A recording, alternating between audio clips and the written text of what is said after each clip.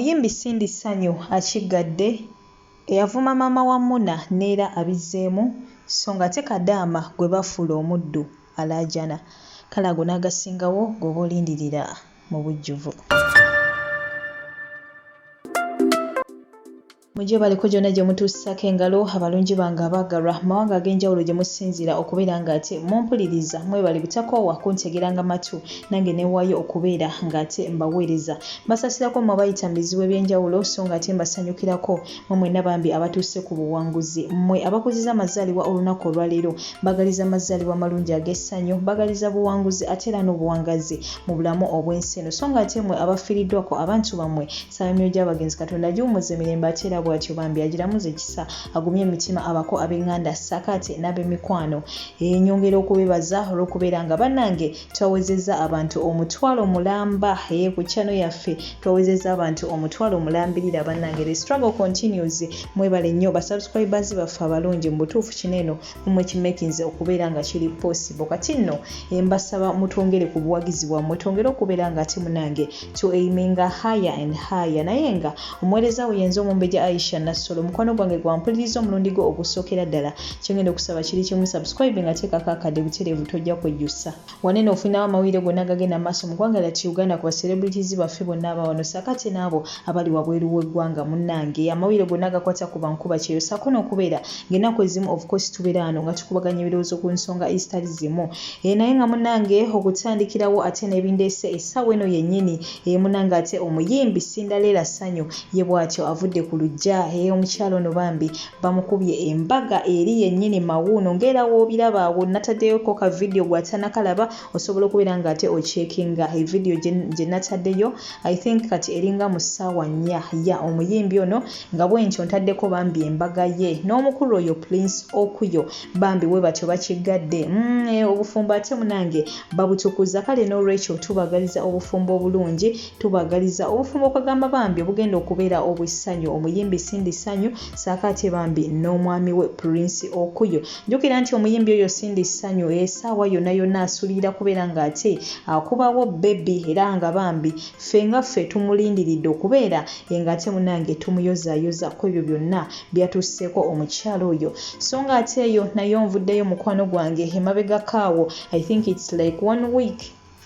oba 5 days najja ne nkutuusako waneno ku mawulire g'omukyalo ono eyeeyita Doni Asia bw'atyo n'agenda ng'ate munnange avuma Muna buli kaseera ne Derrick. Simanyi oba abaana abo abaagaza ki wabula ng'omukyalo ono yeefudde ekirala ku TikTok okubeera nga bambi abaana baneeno abawalampa abeesibiddeko ddala. Kati no munnange luli namukutuusako bw'atyo nga ali mu kuvuma maama wa Muna bingi nnyo bye yayogera era gw'ataabira abangenda kubeera ati nkuterawo ka video kano n'oluvannyuma ate tugende mu maaso.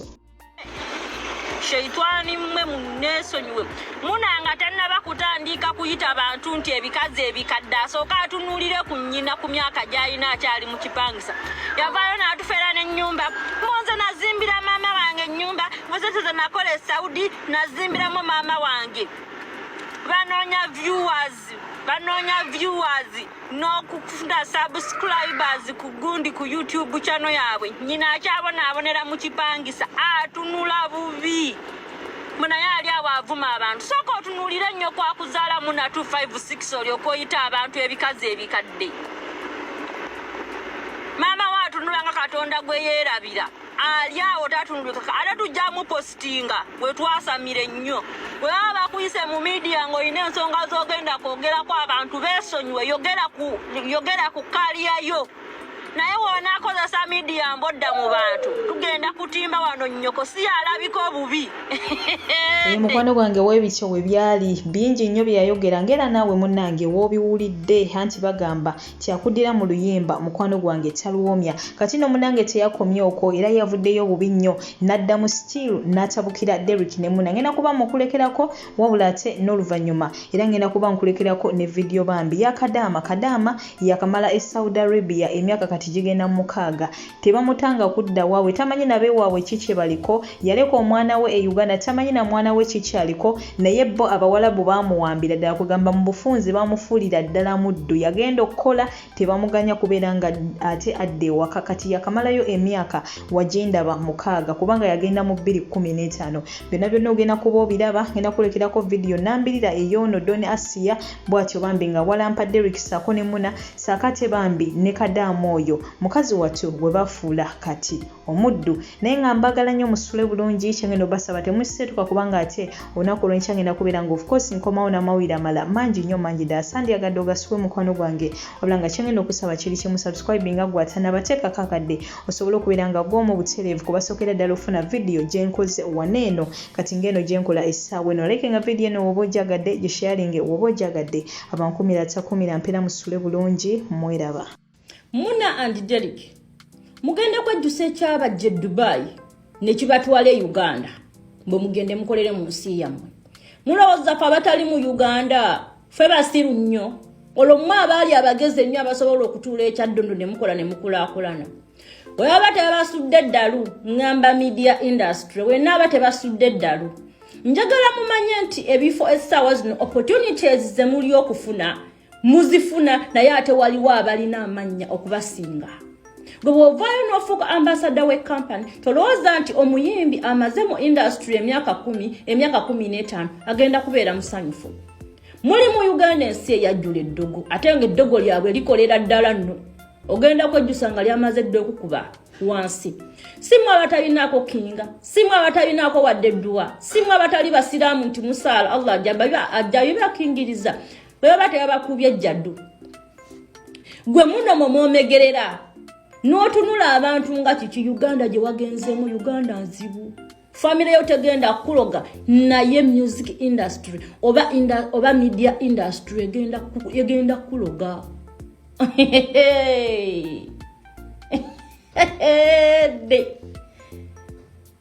mwandibadde bagezi ne mulinnya ne mudde Dubai Uganda teri muntu ayagaliza ate ofundako oba nafa abawalanira ku media kubafa tugenda kwogera bwogezi tugenda kuvaayo twogere bwogezi naye muli ku ground bagenda basiranya mugenda kwejjusa ekyabalekesaawo emirimu gyammwe ne mugenda Uganda bwe mugenda kudda mu bintu bya media mwandibadde mutambuza media nga mukyali mu Dubai ne mubeerako unique nogamba nali mu media nga learning for good 10 years but I was in Dubai hustling ate ngeno bwe naninga media yange mwesitula ne mugenda ku ground huyo mutandise okupepera essaawa zino anti mwabaliko naye mugenda kukaaba amaziga agatalizikira mugenda kwejjusa ekyabajje Dubai ne kibatwala ekyaddundu babatandiseeko mpola these people they are trying to drag you down and remember right now mugenda ku getting depressed simply because muli desperate temulina byakola muli awo think mkuto obwongo bwabwe bonna mu butadde ku media mulesewo n'emirimu gyammwe because of media but trust me media egenda basuula media ebasitudde naye ate media egenda basuula media lweli basuula mugenda kubeeranga Oscar yali mututumufu media yamuvaamu n'asirana ne bamuloga n'asirana okitegeera mwana mulenzi Bruno Kero yagezezzaako okumusitula ate omuntu gwe baaloga baba bamuloga bwe mugenda okumaliriza ono maama wange ekyamazima muddu omukazi ono muddu mu nnyumba gy'alimu yafuuka muddu wuliriza yafuuka muddu kankulage omukyalo ono yafuuka muddu amannya ge ye Namitala Rachel ayingira Saudi Arabia ekyamazima ennaku z'omwezi nga lumu omwezi ogw'omwenda 2015 omukyalo ono wenjogerera aba awezezza emyaka 6 nga talabangako kulidda waka tamanyi bazadde be bwe bafaanana mu myaka 6 omwana we omu bwati gwe ayina tamanyi bwafaanana baganda bange wano wenviirayo n'enkuba omulanga eri embassy ya Saudi Arabia eya receiving ensonga z'omukyalo ono nga tubadde tuzisirikidde nga tulowooza muzikolako tweyanziza nnyo tweyanzeege olw'okutuwuddiisa ate oba bye baboogerako bituufu ddala nti bw'oba oyagala bakikumaleko sindika message ku embassy oba sindika message mu bantu abo baganda baffe mutuukiriza bye boogera kati wano wenviirayo nempita mukulu Calvin Kayanja sebo taata ndowooza gwanaawulirizibwa njagala okwata akasimuko ngamba ak'olukomo okubira abasajja bano abatwala embassy ngamba ba ambassador baffe ekyamazima ab'e Saudi Arabia obakubire ku nsonga y'omukyalo ono kubanga they are just there enjoying our salary. They are just there enjoying SC. They are just there enjoying the offices. Bwe baba tebasobola ekyamazima batubuulire tukozese abantu abalala abasobola okubanga banguya ensonga. Omukyalo ono emyaka 6 omukazi yenna mulengere alinga akasaaniiko alinga akasubi ekyamazima empewo singa ejja obulungi ono esobola omusuula naye omukazi akulaga akyamugjamu amaanyi naye nga maanyi kyono gakyalina ono akyasobola kukola mulimu ki ekyamazima okujjako gamba nti amwagala nga ndooza oba amaze kukola atya mbadde nsaba busabi si mbadde kati nsaba mukulu Calvin Kayanja ensonga eno giyingiremu kubanga embassy ekyamazima mutusirisize ebbanga ddene musirike temugiteeka ku media nze njitaddeko nze njitaddeko kubanga nabagamba nembagamba nze kasa ebbanga lyembawadde liggwako nga enkyamazima nga sirabawo kye mukoze kyonna ensonga nga tuziteeka ku level eddako nga tulaba ekiddako kati mukulu Calvin Kayanja nze ensonga nzikwanjulidde eno ye woofiisi yo ssebo ensonga nzikwanjulidde ozifunye bulungi nnyo kankuddiremu omukyala yenna mitala Rachel yayingira Saudi Arabia ng'ennaku z'omwezi lumu omwezi ogw'omwenda 2015 yakamala mu Saudi Arabia emyaka 6 omukyala yagala kudda waka mama we yagaana yamugamba bw'oba oyagala ekyokudda ewaka mpozi nga omaze kufa kye tutaagala kwe kufa kuba famire y'omwana bambi eri maziga amayitirivu ekisooka tebalina yadde ekikumi ekyokubiri mukazi wattu tasasulwa ekyo kiruma mu myaka 6 tadda waka n'okusasulwa tasasulwa